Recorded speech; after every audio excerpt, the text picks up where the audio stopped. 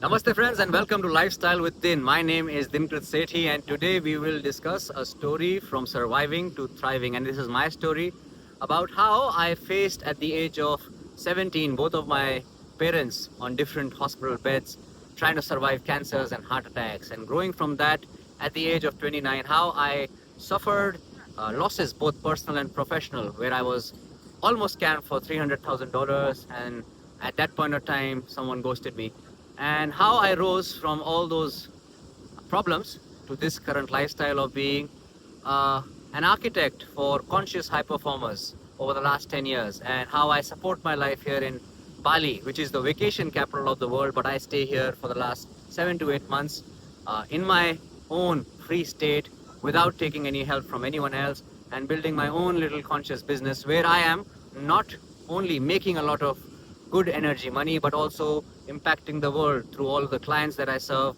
and how they grow on to becoming better versions of themselves so that they can serve the universe. So we start off with the aspect of losing money and being ghosted at 29, where it was difficult at that point of time to digest this because you take a lot of energy to build such an empire, even if you're working with someone. And I was in the financial capital of India.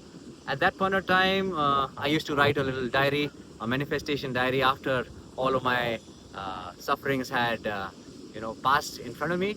My mother used to think I'm crazy, and I used to exactly write the life that I'm living right now, having high performance clients visit me here in residencies, coaching online, deep diving into lives, impacting people not only in terms of their body, mind, and heart, but also in terms of their energy and their consciousness, supporting people to be their highest version. So, what I learned from all of that was, firstly, money is just frozen energy. We have to understand that money is not wealth. Money is energy and it is significant in life. But if your energy is frozen, you will live in lack, you will live in fear. And if you live in lack and fear, no matter what you do, money will keep running away from you. The first part of how I handled it was to be in the frequency of thriving. And it was difficult because I was facing all the problems of the world. I had barely any money in my bank account. I had the love of my life going away from me at that point of time. But then what I realized was that in that moment, if I can put myself in the shoes of who I want to be, my decision making would not be from a lack or a fear based mindset. It would be from a thriving mindset. And if I can also back that up with some consciousness, not just money making business, just scamming other people, which I had seen so deeply in Mumbai, I would actually create a system which will be a blueprint for myself and others. And as I did that, the universe answered. I connected with a lot of beautiful high performers who were also conscious, who not only wanted a personal trainer, who not only wanted a therapist, a coach, they wanted someone who could really understand them, who could be that family member who doesn't judge them, who could be that friend who not only speaks good to them but also tells them their bitter truth so that they can actually grow. And in all of that, they found themselves and also me. But it wasn't as easy. I started off with small clients in just fitness and nutrition, and then as I grew my practice, as I learned more, I invested more.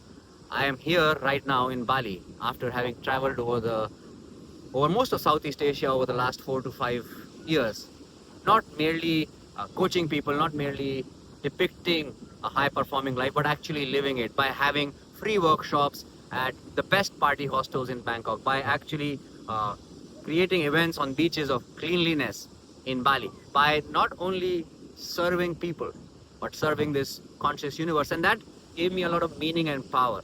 And that's very important, because the second point is to do something that enhances your self-worth and dependability rather than just merely chase money, because money is an end result. It is a reward from the universe and conscious energies for how well you handle yourself. And if you can live with this for long enough, money will not run away.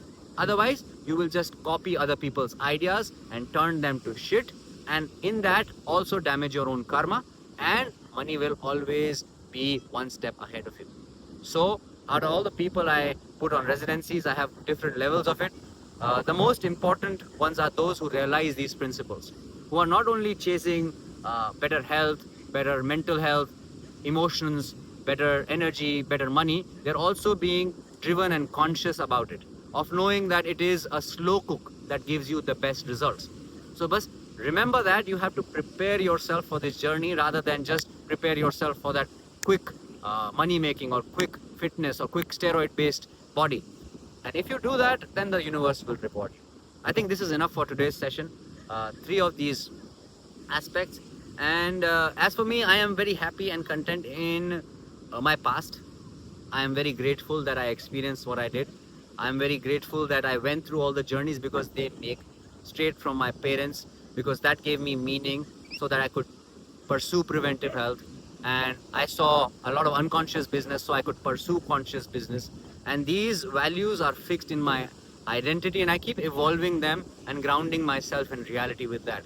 So, in terms of that, I offer leadership to others in mentorship, in residencies, digitally, and I try to help them in a customized manner because every life is different. And I have equipped myself with most of these modern world tools in spiritual and psychology, and try to combine and make the best offer to people. But at the same time, we actually need some leap of faith from people, some going beyond their own conditionings, and I'm an admirer of that. I would love an Eastern man who's focused on discipline, and a Western man who's having faith in life and not limited by their structure.